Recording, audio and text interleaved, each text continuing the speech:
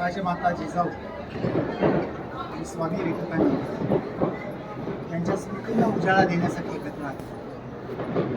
त्याच बरोबरीनं आज राष्ट्रीय युवा दिन आणि युवा सप्ताहाची देखील सुरुवात झाली. त्या निमित्तानं या ठिकाणी आपल्या काही युवती विद्यार्थी उपस्थित आहेत. महाविद्यालयाचे तीनही फॅकल्टीचे प्राचार्य या ठिकाणी उपस्थित आहेत. ज्युनियरचे विभाग प्रमुख आहेत, सिनियरचे विभाग प्रमुख आहेत, शिक्षक शिक्षिका आणि शिक्षकेतर सेवक आहेत आणि विद्यार्थिनी भगिनी.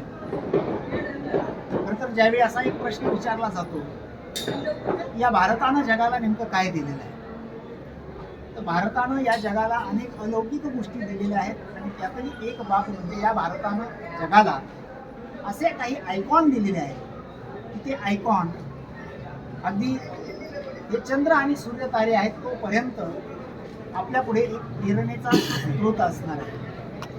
आणि आज आपण ज्यांच्या स्मृतींना उजाळा देण्यासाठी एकत्र आलेलो आहोत त्या राजमाता जिजाऊ आणि स्वामी विवेकानंद यांच्यामध्ये एका काही समान असे धागे आहेत.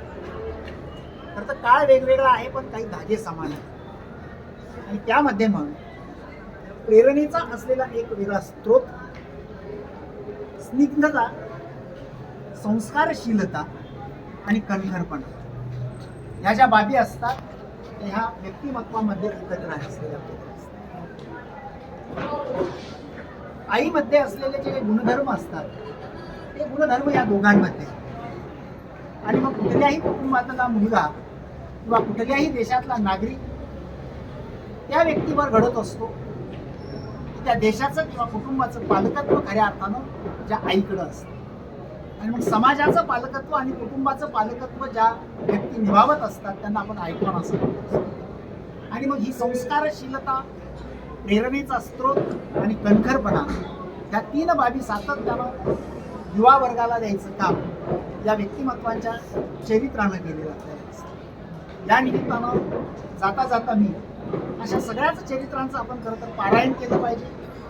त्या चरित्रात असलेल्या व्यक्तींचं अनुकरण केलं पाहिजे आणि आपण त्यांच्यासारखे नाही होऊ शकलो तर किमान आपण त्यांच्या पदपथावरून चालण्याचा प्रयत्न केला पाहिजे. म्हणून जाता जाता एक कवी म्हणतो तसा, थोर महात्मे होऊन गेले चरित्र त्यांचे पहा जरा, आपण त्यांच्या समान व्हावे हाच सापडे बोध करा, आपण त्यांच्या समान व्हावे हाच सापडे बोध करा. एवढं बोलून मी या दोन्ही आयकॉन असलेल्या व्यक्तिमत्वांच्या स्मृतींना उजाळा देतो. या ठिकाणी आपली रजा घेतो. धन्यवाद. जय हिंद, जय भारत.